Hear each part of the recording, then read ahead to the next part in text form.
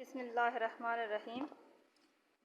आज हम आपको सिखा रहे हैं बहुत ही खूबसूरत और नए डिज़ाइन के साथ पांचा बनाना कि पांचा किस तरीके से बनाना है। और ये तकरीबन 6-7 साल की लड़की की सिंपल शलवार है। तो हमने इस तरीके से पेपर पट्टी को कट कर लिया है, जो तकरीबन इसकी चौड़ाई 3 इंच है और इसकी लंबाई शलवार की पांचे की चौड़ाई के बराबर लेनी है। और इसको अंदर की साइड पे शलवार के ऊपर पेपर पट्टी को पेस्ट कर देना है।